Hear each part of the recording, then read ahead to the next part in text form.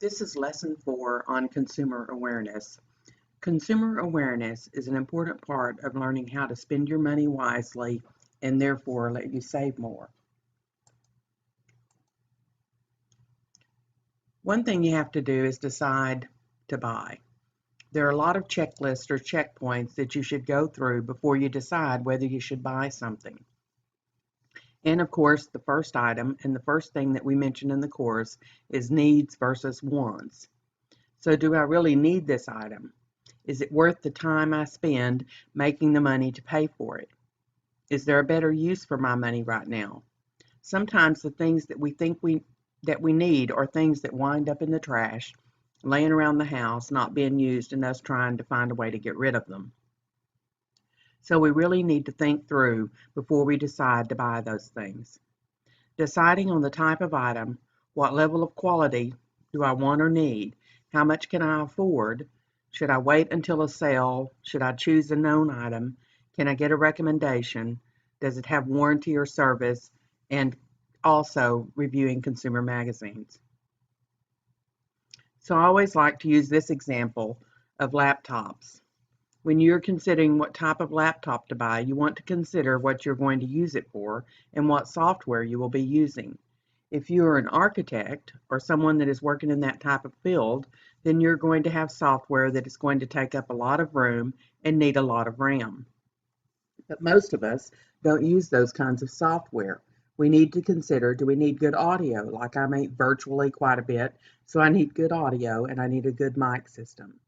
But if you are not doing those things, you are just using it for word processing or for your office applications and email and browsing the internet, then more than likely you can find a good computer that will serve your needs for $300 or less. So you really want to consider not overbuying as well.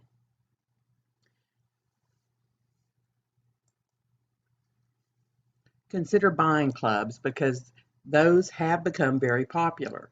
Sometimes we think they are saving us money when they actually aren't. They do require large initiation fees, require large numbers and quantities of purchases, and sometimes they are the same price as discount stores. Even Sam's and Walmart, you can buy the same thing at Walmart for the same price and not have to buy in bulk. And so we need to consider those things. How to purchase, how to know you're getting a good deal is to comparison shop. Anytime I'm purchasing electronics, I'm going to comparison shop, not only on the internet, but I'm going to go in a few stores as well and comparison shop. The things that you want to watch out for are clubs that won't let you see prices, catalog, and showroom, and high pressure sales techniques. I always consider purchasing an automobile in this area. You definitely want to do your homework before you go shopping. You want to know what your car is worth. If you have a trade-in, you want to know the current interest prices. It's a good idea to go and get a loan for a car with an interest rate already in mind. Lots of times the dealership can beat that, but you want to go in there prepared for that. There are a lot of things that you need to watch out for because when you go to a dealership, they will try to use some high pressure sales. Be prepared for that. If you have done your homework, you can avoid that.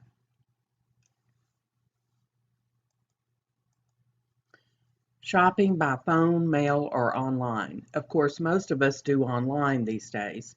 For mail order, they are required to ship quickly. They must send options notice.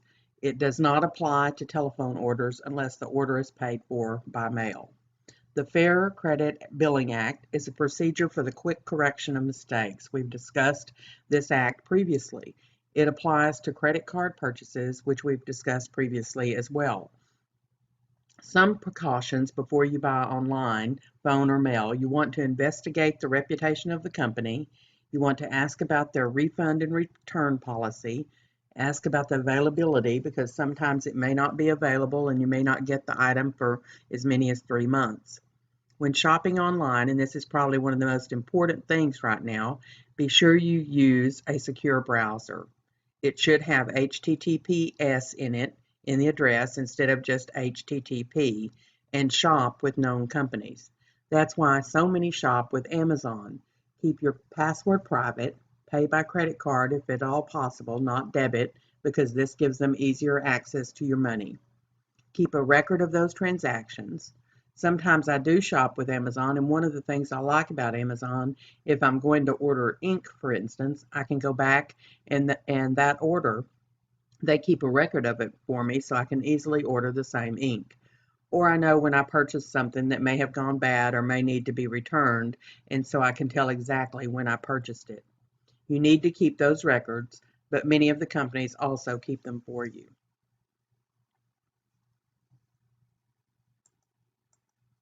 There is a thing called the cooling off period, or a rule.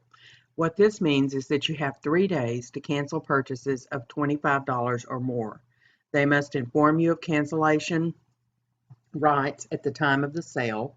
Some exceptions include if sales are under $25, of course, sales made entirely by mail or telephone, sales made as a result of prior negotiations. So if you have already negotiated before this, it doesn't fall in this rule.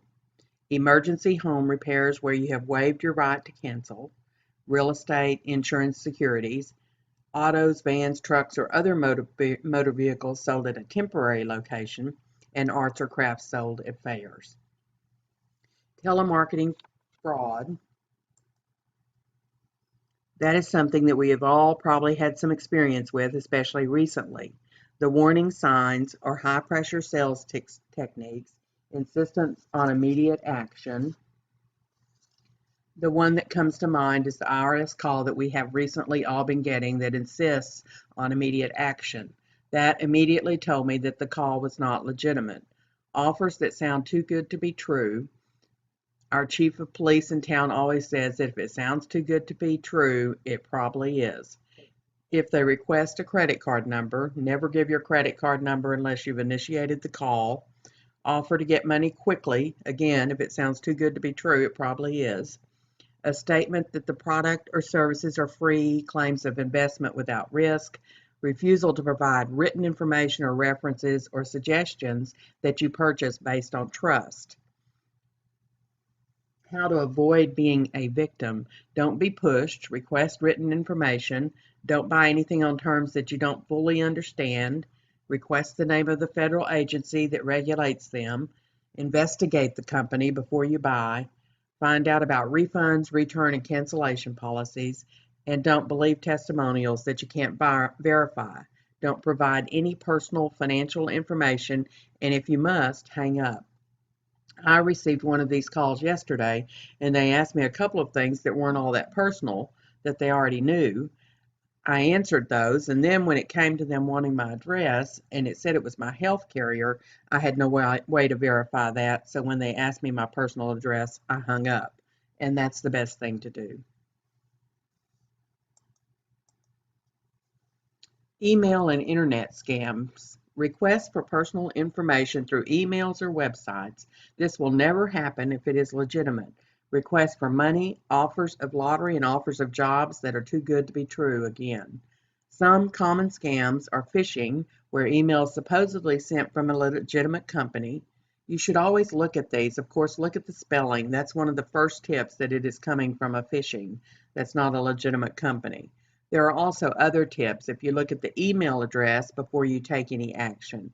Many times you can tell it is not the company from the email address, so be careful about phishing.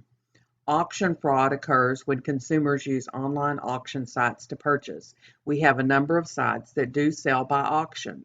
Many jewelry sites do that, and of course the most known one is eBay. Identity theft scams occur when a scammer wrongfully obtains and uses someone's personal information. Most recently, Target and Home Depot were hacked and personal information was obtained. Many people had their identity stolen for purchases in both cases. The Federal Trade Commission telemarketing sales rules are there to protect you. They are prohibited to consumers that said they don't want to be called. So if you have asked them not to call you back, they are not supposed to. There are ways around this for them, loopholes that they use in order to call you back. It also takes forever to catch them, as experienced with the IRS scammers that they just recently arrested. Telemarketing calls before 8 a.m. and after 9 p.m. are not allowed. They must tell you if it is a sales call. Sometimes they'll tell you it's not when it really is, but they are just playing with the words. Must be told that no purchase or payment is necessary to win, no misrepresentation. Before you buy, they must tell you the total cost of the goods, restrictions on getting or using them, and that the sale is final. They are prohibited from withdrawing money from your checking account without your permission. Offers to arrange loans, provide credit service, recover money from another scam, seek payment before rendering the promised service, be aware of all these. And authorized to prosecute fraudulent telemarketers who operate across state lines. There's information that's good to know and report any problems. Read the fine print because many of these notices will be in the fine print. How to handle a consumer problem. Collect records and start a file and keep copies. So if you have bought something that did not work right, you want to return it. Definitely, you should have all of your information collected all together. Any emails, print out, and keep in your file. Don't give up, call first, but write the person responsible for the complaint. You don't want this to go on your credit record if you have decided not to pay. How to write complaint letters. Write the official that handles the complaints. Write your name, address, and account number, describe the purchase, state the problem, and give the history. Ask for an action that you expect. Enclose copies of documents, allow time for action or response, and include your contact information. Be very specific in what you write, but also concise, because you don't want them to go through a bunch of writing and not understand what you said. Don't write an angry, sarcastic, or threatening letter. It should never be threatening. You should send the original documents, do type your letter, and keep copies of any letters that you've sent. End of this video.